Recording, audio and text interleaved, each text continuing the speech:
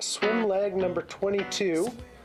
Making some progress here. I am joined this morning by arguably one of the most important collaborators to Noticeability. This is head of the Carroll School. This is Steve Wilkins. Thank you for taking this time. Oh, pleasure. I appreciate it.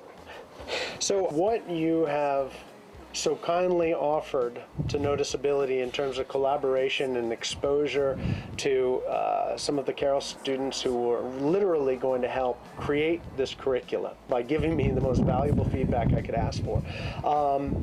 Tell us just a little bit, for those that don't know about the Carroll School, history and philosophy. Yeah. Carroll School was founded almost 50 years ago as a bit of an experiment. Is there such a thing as a school that would work appropriately for children with dyslexia?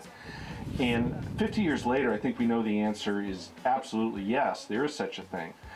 There is a way to help these children become really strong students. We're fascinated with what you're doing with Noticeability because we're looking now for curriculum that accentuates the superpowers within dyslexia. And we know how to remediate the disability, we know how to teach children to read and be successful students, but we need a curriculum built into our program that accentuates their strengths. So it comes right out of the Dyslexic Advantage movement from Brock Eide, and we can't wait to get started with what you're up to this fall.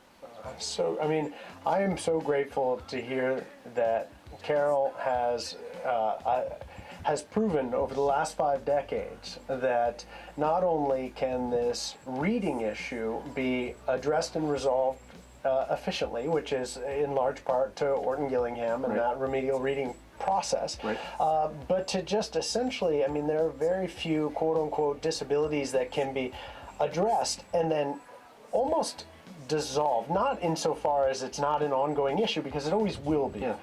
But appropriately mitigated to the point where it is not necessarily the ongoing burden that one experiences early on. Right.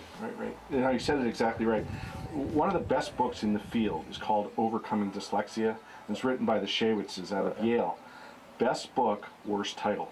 Yes. Because you really don't want to overcome dyslexia. You want to harness it, you want to embrace it. You want to get rid of the parts that don't work so well, and you want to amplify the parts that are magnificent. Yes.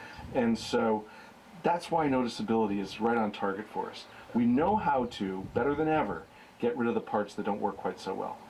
But we also are looking forever for STEM education, where we're taking the visual, spatial, the art, the science, the technology, the engineering brains that these kids have, and build on those. And you're grabbing that, the entrepreneurial spirit, the ability to be wonderfully, positively different. And that's what we are looking forward to in your curriculum. Oh man, well, I couldn't be more excited, and as I've said before, what I am so grateful to is your philosophy, your welcoming attitude towards innovation, and more specifically is the ability to work hand in hand with a dozen of the Carroll students who are able to tell me, as this old, salt and pepper bearded dyslexic, like, hey man, that's no longer relevant. This is what we want to see. So we're actually building something that the kids are essentially dictating, and we're packing in all the ingredients that they ultimately need to help succeed. I think that's exactly what you're doing. You also have a huge advantage in our population, because Dean came and talked to our 8th graders last year on a day that we call Multiple Intelligences Day. And he stood up in front of the 8th grade and said, we are the chosen people. We have a superpower called dyslexia. And the small price that we have to pay for this superpower is that learning how to read in early school really stinks. But this gift will pay off in the long run. So you have a little bit of panache within our community already, so that the kids are looking forward to this curriculum that this guy has created.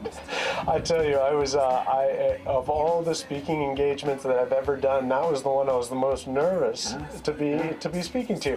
Not because they're a bunch of adolescents, but because these are the future change agents, and I felt like this humble little servant kind of coming in and stating the obvious. The only thing is that they don't know it's obvious yet. Yeah. So it's like going up to the future LeBron and being like, "This is a basketball. Just remember me later, okay?" You know. Yeah. So no, I couldn't be more. I couldn't be more excited to get started with the students, and I appreciate your hospitality, honestly, more than you can possibly imagine. It's mutual. Thank you. No, it's not too far.